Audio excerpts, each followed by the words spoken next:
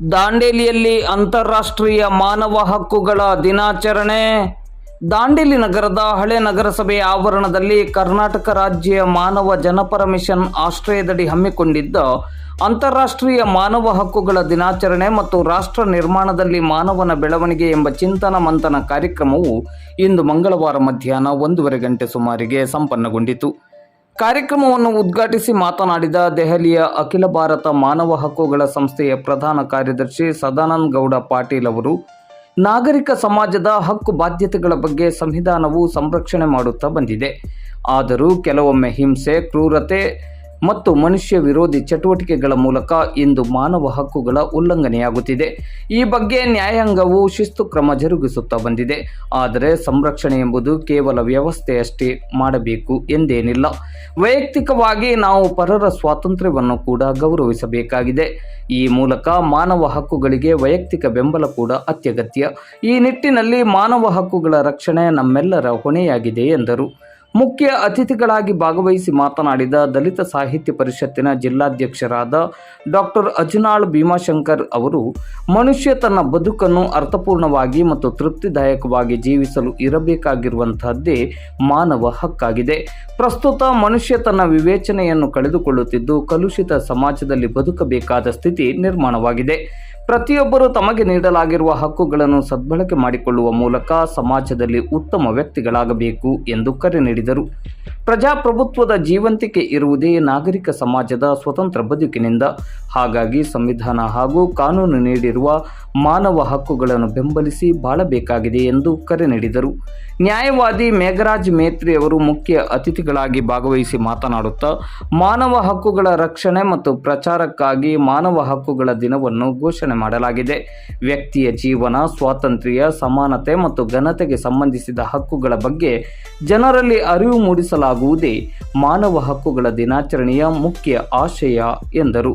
ಕಾರ್ಯಕ್ರಮದ ಅಧ್ಯಕ್ಷತೆಯನ್ನು ವಹಿಸಿ ಮಾತನಾಡಿದ ಅಂತಾರಾಷ್ಟ್ರೀಯ ಮಾನವ ಹಕ್ಕುಗಳ ಆಯೋಗ ಸಂಘಟನೆಯ ರಾಜ್ಯ ನಿರ್ದೇಶಕರಾದ ಹಾಜಿ ಫಿರೋಜ್ ಫಿರ್ಜಾದೆ ಅವರು, ಮಾನವ ಹಕ್ಕುಗಳ ರಕ್ಷಣೆಯ ನಿಟ್ಟಿನಲ್ಲಿ ಹಾಗೂ ಈ ಬಗ್ಗೆ ಜನಜಾಗೃತಿಯನ್ನು ಮೂಡಿಸುವ ನಿಟ್ಟಿನಲ್ಲಿ ಸಂಘಟನೆ ತನ್ನದೇ ಆದ ರೀತಿಯಲ್ಲಿ ಕಾರ್ಯನಿರ್ವಹಿಸುತ್ತಾ ಬಂದಿದೆ. ಮಾನವ ಹಕ್ಕು ಕಾಯ್ದೆಯಡಿಯಲ್ಲಿ ಪ್ರತಿಯೊಬ್ಬರು ಸಮಾಜದಲ್ಲಿ ಸಮಾನತೆ, ಸ್ವಾತಂತ್ರ್ಯ ಮತ್ತು ಗೌರವಪೂರ್ವಕವಾಗಿ ಬದುಕುವ ಮತ್ತು ಸಂರಕ್ಷಣೆಯಿಂದ ಇರುವ ಸ್ವಾತಂತ್ರ್ಯವನ್ನು ಹೊಂದಲಾಗಿದೆ. ಮಾನವ ಹಕ್ಕುಗಳನ್ನು ಉಲ್ಲಂಘನೆ ಮಾಡುವವರಿಗೆ ಕಾನೂನಿನ ಅಡಿಯಲ್ಲಿ ಕಠಿಣ ಶಿಕ್ಷೆಯನ್ನು ವಿಧಿಸಲಾಗಿದೆ ಎಂದು ಹೇಳಿದರು.